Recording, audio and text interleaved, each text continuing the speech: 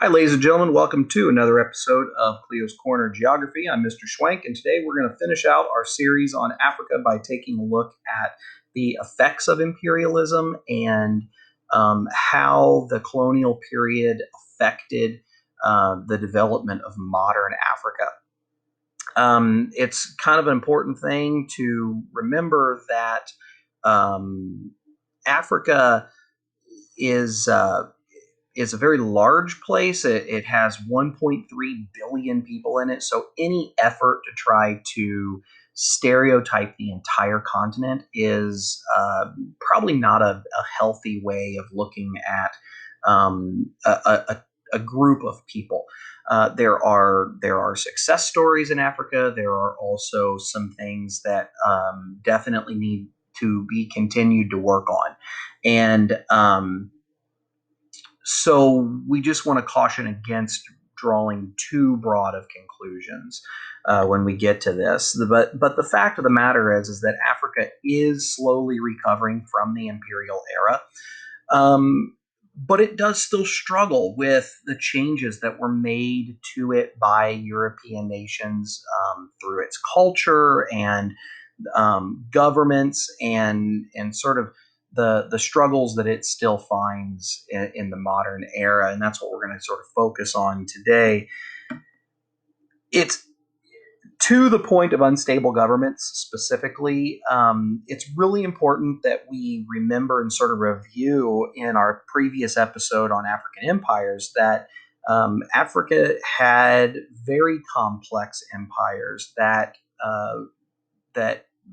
participated in international trade and were well organized, and but they were sort of prevented from continuing to develop when the Europeans came in and took over. And part of the reason why it was so easy for Europeans to come in and take over was this map here. I showed this to you in our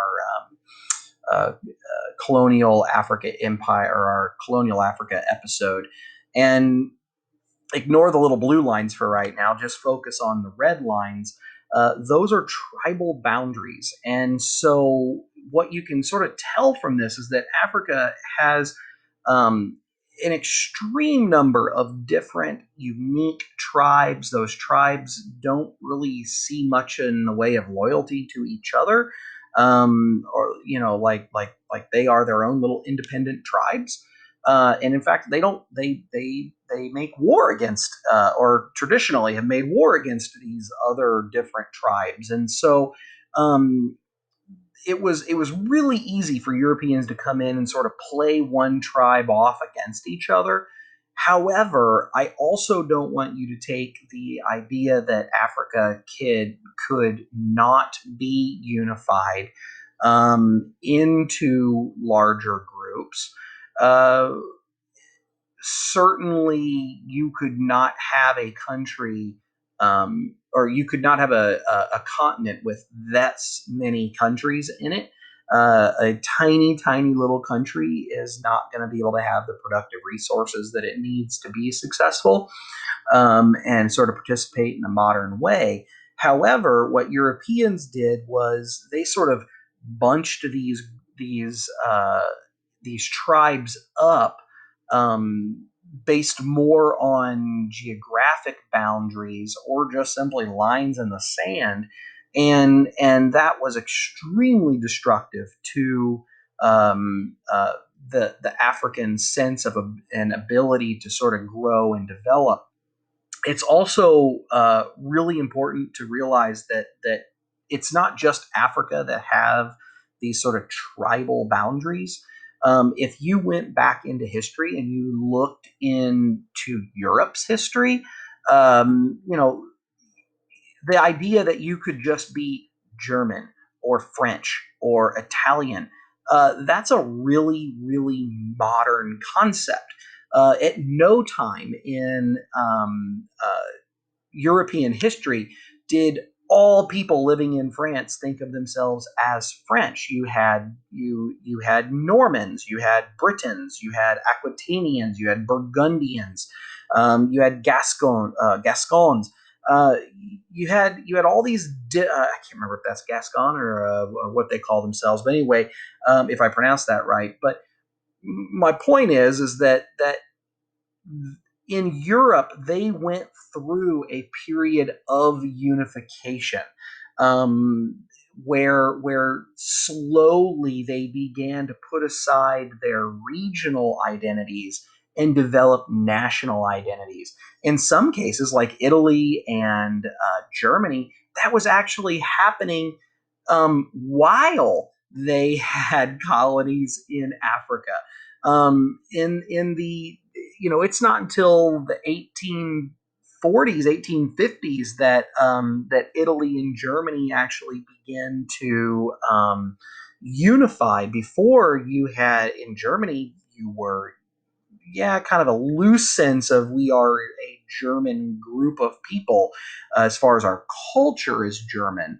But our political allegiances, I mean, we might be Bavarian or Hanoverian or Prussian or Hessian or Schwaben or a Holsteiner or a Hamburglar. Actually, no, I don't know what people from Hamburg, Germany, call themselves, but we're going to go with hamburger. But anyway, these all sort of went through this period of nationalization, and it's important to realize that Africa most likely would have gone through a similar period of nationalization. The tribes would have kind of slowly developed politically, militarily, culturally, and they would have coalesced into sort of natural tribal, natural nation building, rather than these sort of artificial blue lines drawn on a map that pushed together tribes that didn't like each other. And that's going to have a large effect on the modern part of Africa, which is what we're going to get to today, or what we're going to get to right now. So when you look at sort of the politics of Africa and modern Africa, and how the end of the colonial period happened, it really you have to really look at the catalyst of World War II. After World War II, Europe has fought this extremely destructive war. There's huge amounts of loss of life. And the fact of the matter is, suddenly, World War II sort of knocks some sense into Europe, and they realize that maybe militarily dominating other cultures is and mistreating them is maybe not the way to go. If you're going to fight against Hitler for doing those things, then you have to also kind of self-reflect and realize that you have been taking resources and dominating other countries for like 300 years. And not to mention the fact that they're just simply too expensive at this point. You can't field armies to keep control over there. Europe was weaker and rebuilding, and the resources um, that Europeans were getting from Africans were no longer as needed as they were in the industrial era. And so, very slowly, you start to get um, some uh, independence given to African countries. It is worth saying, however, they really, really kind of screw this up. The Europeans do. Very little is done to help new nations start up. You have European countries have taken the freedom and the political development of Africans away for 100 years, 200 years, and then suddenly you're going to set up, or they are going to think that they are going to be able to set up a successful government in like 20 years. Um, it just doesn't work. The institutions, the infrastructure is not there for Africans to be able to have. Um, really good, solid governments. What really happens is Britain and France, they sort of um, uh, say, here is what your government needs to look like, have a good life, and they sort of cut and run. Most British colonies are granted their freedom.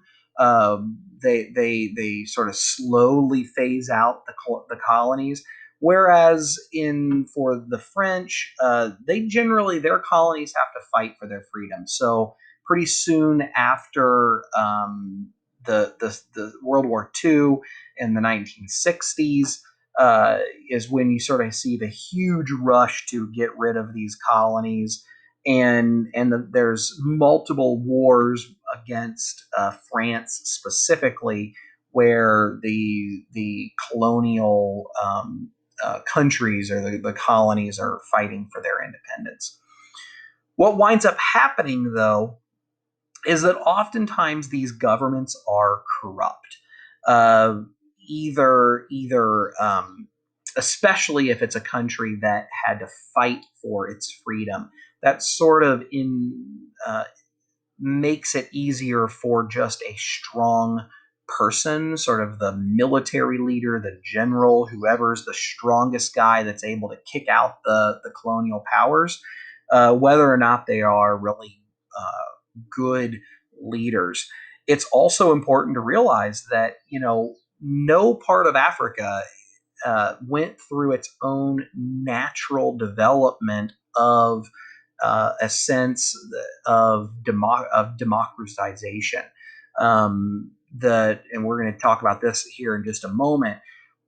Africans are still focused on a tribal identity, and social status is important. When the last time Africans were able to have um, their independence, though they were African kingdoms. And so that's sort of naturally the place where Africans sort of pick back up. You might call yourself a president. You might even hold an election. But if you act like a king, if you act like a dictator, and you don't give people freedom, then you're just pretty much a dictator. And a lot of these governments are very corrupt. The wealth of the nation is either sort of pocketed by the leader himself, or they are used to secure the loyalty of the military, right? But like I said, African identity is very tribal still. They never had that ability to sort of undergo a nationalization movement. Otherwise, I think slowly those tribal identities go away over the span of 100, 200 years. But keep in mind, the 1960s were, only, about 50 or 60 years ago at this point. And so the tribal identity, it's getting better in Africa, but it's still not entirely gone. Um, there is still a very strong feeling of you submit to your elders. What your elder tribal chief says is sort of what you how you should believe. And kinship bonds are extremely important, especially in rural parts of Africa. Cities are causing the culture to change a little bit. The when As you have more Africans move into cities, you become sort of exposed to different cultures and different ideas. And just like in cities anywhere, they tend to be sort of the place where new ideas are started. Um, However, you also have this issue of ethnic conflict. As these uh, empires are excuse me, as these colonies are released and given their freedom, the tribes that are in the boundary of this kind of artificial country, they don't see themselves as Nigerians. They don't see themselves as Rwandans. They see themselves as their tribe, their tribal identity. A great case would be the Hutu and the Tutsi in Rwanda. You're either Hutu or you're Tutsi, and that leads to the genocide in Rwanda. The Hutu were more populous. There were more Hutu, but the Tutsi were chosen by the Europeans, by the Belgians, to sort of be in control during the colonial period. And that bred a lot of dislike and distrust between the two groups. When the Belgians left, the Hutu, because they had the majority of population, were the ones left in charge, and now the Hutu had the ability to sort of get their revenge in Rwanda, and so it leads to this long-standing war back and forth through um, the uh, the 70s, 80s, 90s, between the Hutu and the Tutsi. Other countries take on a different approach, and when they gain their freedom, they actually take the extreme measure of actually kicking out all of the white citizens who had immigrated to Africa and had every advantage as being white and in control of the government. Um, are suddenly the vast minority and are an extremely wealthy minority. And so a great example of that was the dictator Idi Amin in Uganda and his policy of anti-colonialization. And that's more than just Uganda. There's others, Zimbabwe, I think that Botswana as well, sort of have anti-colonization policies. But the idea is that we are going to actively try to erase the legacy of imperialism. We are going to take what the white citizens of our country have and tell them that Africa is not for them. And that's maybe a pretty extreme view to have, and it any kind of violent uh, response is probably not going to be your most productive response.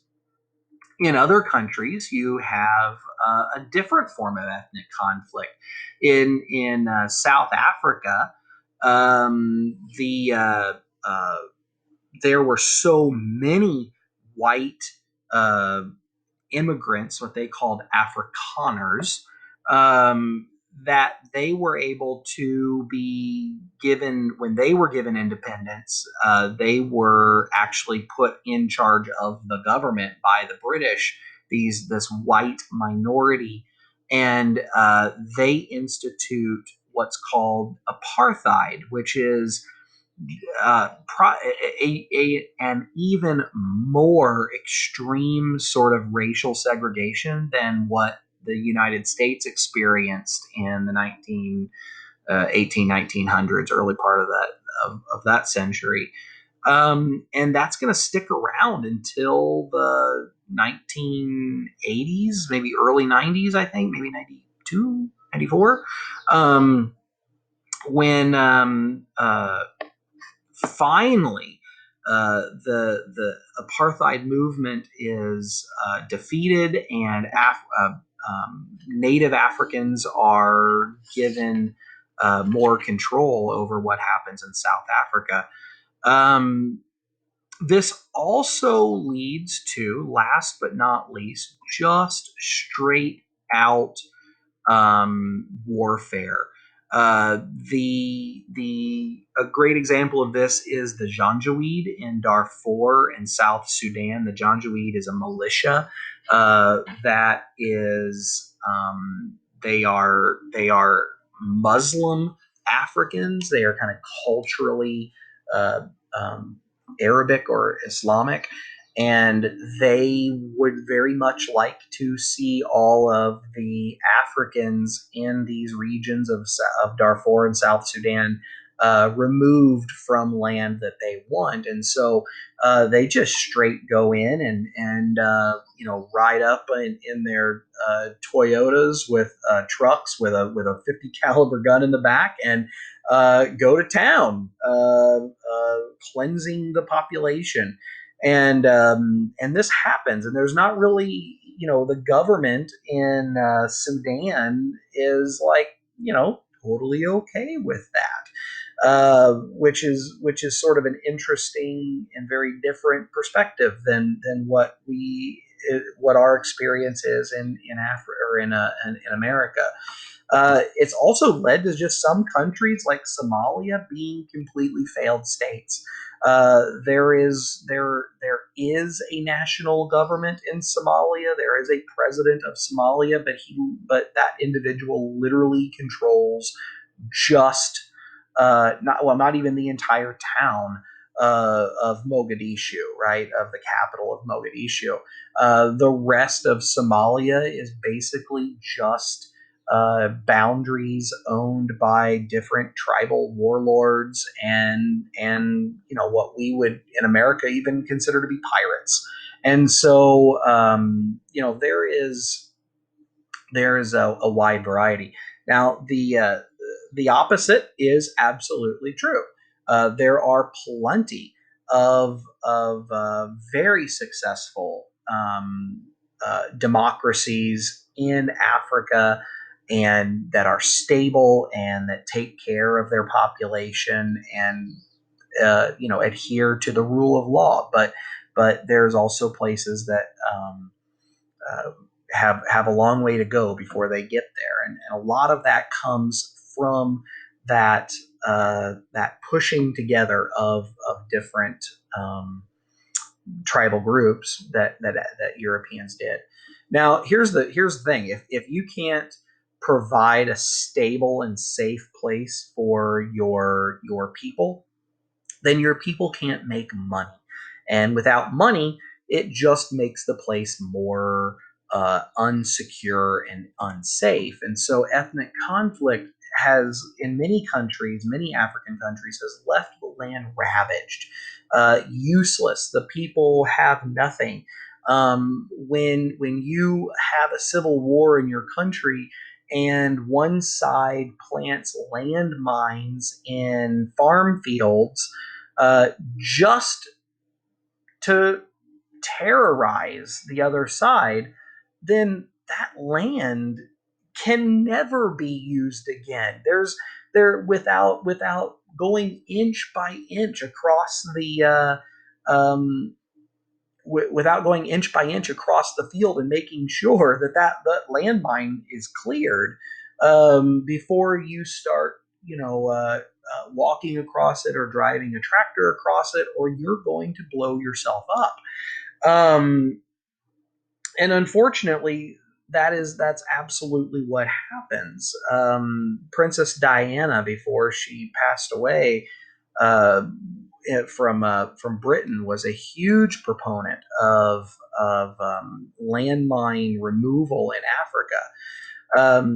But that's just one example of civil war and corruption as just a complete waste of money. Africa has tons of resources that are still available to it, but what winds up happening is the who whether it's the national government that is the president, or if it's the leader of the rebels in a civil war, somebody controls those resources. They then extract the resources and they sell the resources not for the betterment of the African people, but in order to fund their wars. And so a great example of this is conflict diamonds in Sierra Leone. And the diamond mines in West Africa that are controlled by these local warlords or corrupt government officials, they are then sold to to the black market, and for a fraction of the price of what they are actually worth. And so not only are you losing a valuable resource, you're also losing money on the value of that resource. And then instead of going to feed your people or building roads or increasing infrastructure, you're buying a gun with it. You're putting that gun in the hands of a rebel who then goes, yeah, or a soldier who then goes into war, promptly is shot. The gun falls into the mud, is lost, broken, whatever, captured by the other side, and is only used for destruction. And so the end result is that uh, that that valuable resource that you can't get any more of is gone, right? So another good example of this is the Igbo tribe in Nigeria, who starts a civil war after oil is found in Nigeria in what they consider to be their tribal lands. Again, it's that idea that um, you know we're not Nigerians. We are Igbo, or we are Yoruba, or we are Hausa. But what's found, the resources that are found in our land is worth going. It's very wealthy. I mean, it could make us very wealthy, but the rest of our nation should not um, um, benefit from it. It should just be ours. And that's again another effect of that uh, uh, lack of nationalization or lack of national identity, right? Um, Add to that simply the human and physical barriers that make it hard to get resources to market. So in our first episode in Africa, when we talked about the geography of Africa, there are parts of the continent that are just simply extremely hard to get the valuable resources to markets without building very expensive roads through this very difficult terrain. But now it becomes a chicken and egg issue. In order to build the road, you need money. To get money, you need the resources to get to market, and get the resources to market, you need a road. So what comes first? How do you break out of that cycle, right?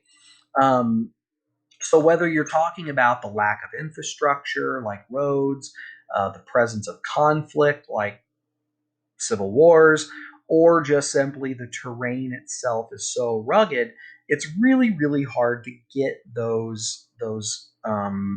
it's hard to use all of your resources to their best ability, right? What this means is that, if you think about the, the United States, you have really big cities like New York, or Chicago, or Indianapolis, LA, Miami, whatever. It doesn't really matter what city you're talking about. But in the center of the city, you have huge buildings, you have dense population, and then as you slowly move out of the city center, you get suburbs, right? So the places where people live, and then the the uh, surrounding the primary city are smaller, kind of, or medium sized cities or towns, and then surrounding those medium sized cities and towns are small towns or rural areas.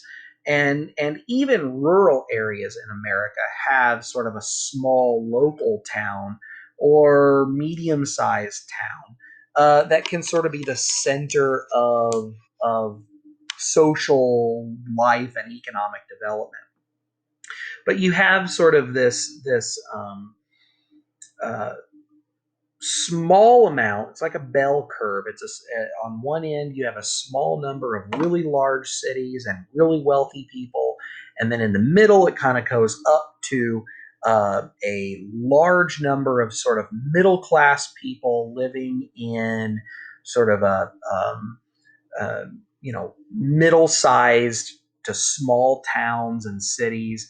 And then you really just have a very small number of people that live really sort of in very rural places or completely off of the grid.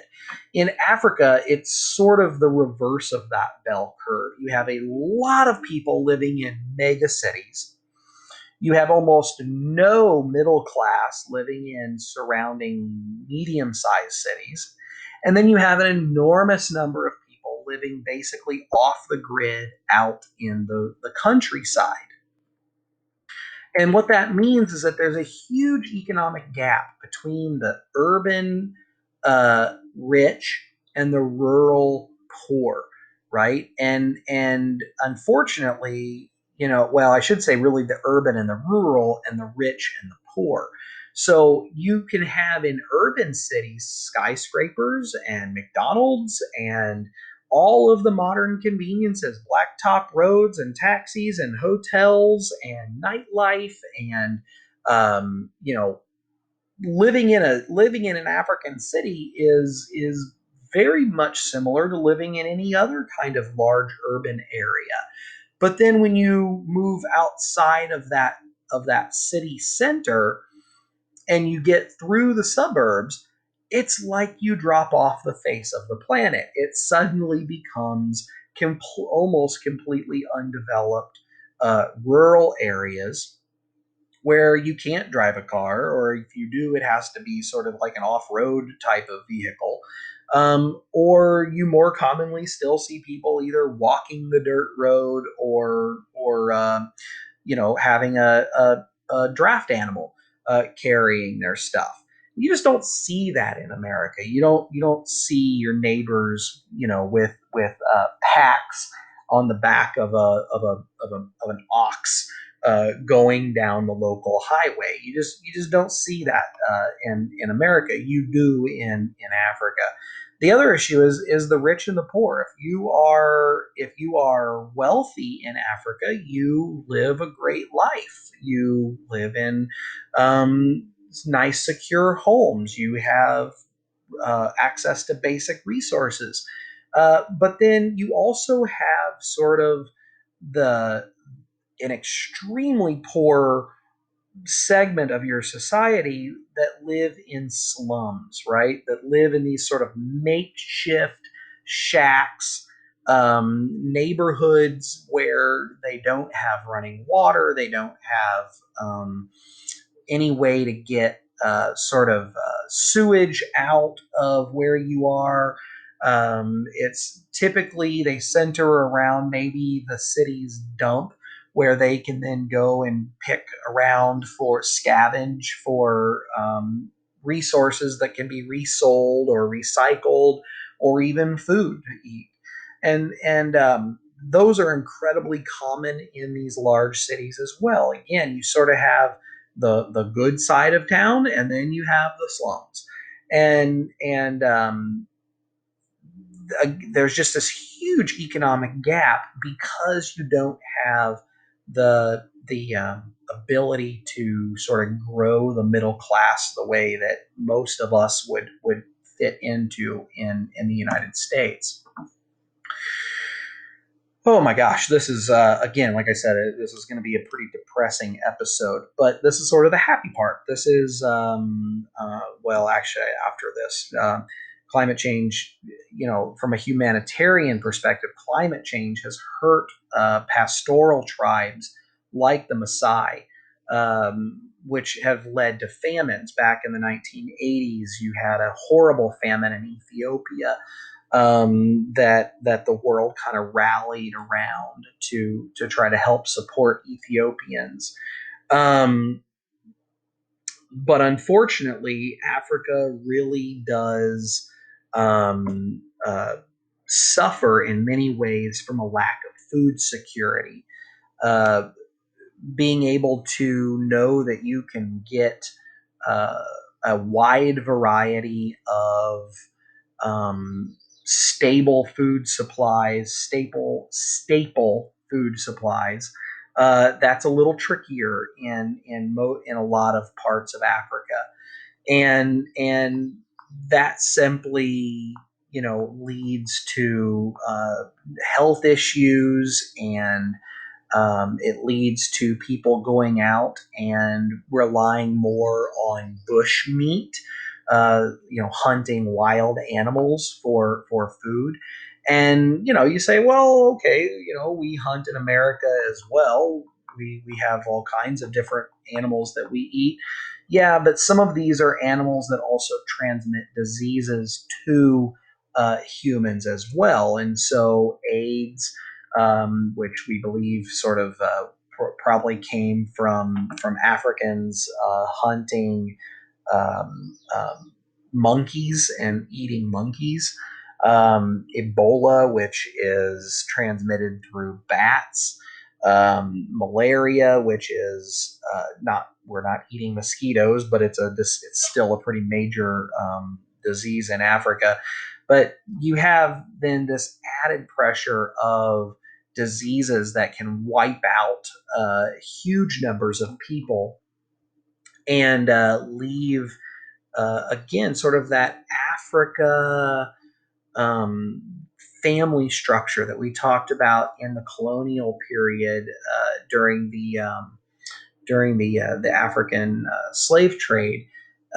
When you disrupt the family, when you remove the parents from or children from the family unit, that only stresses the ability to be successful. And so, if your parents die of AIDS and the children are left with grandparents, then that's tough. That's extremely difficult to be able to uh, put a find success in as you then grow. Groups groups like the Bill and Melinda Gates Foundation, Doctors Without Borders, wealthy folks that can do sort of philanthropic uh, uh, philanthropy that can affect change, do that, and that is a hugely successful and important part of Africa's development. However, there are some critiques on that, though, and so after having Europeans and not so much Americans, but we are descended from Europeans, white people come in and colonize and cause this entire mess. A lot of Africans sort of aren't a huge fan of having other rich white people come in and sort of save the day and provide opportunities to them. However, it's a really important starting place for some countries to be able to start to develop the infrastructure to handle diseases and handle economic issues. A lot of the times we call these folks non-governmental organizations or NGOs, and that's where I'm getting at. This international aid, it really, the more international aid that you give Africa, the more dependent they become on that aid to solve their problems. And so really there's sort of a thin line where you have to draw between providing support and providing aid without simply creating a new sort of economic colonialism, where African countries are still um, dependent on the West or upon Europe for for their success. And so, the best thing that European or that Africans are doing right now is they are accepting the aid that they can get, but that they are also developing economic ideas based on the sorts of income that they have, the resources that they have. And so you find that if a country is going to try to rely on advanced technology or heavy industry, you're not going to be successful in that. There's no money to be there's no money in those countries to be able to buy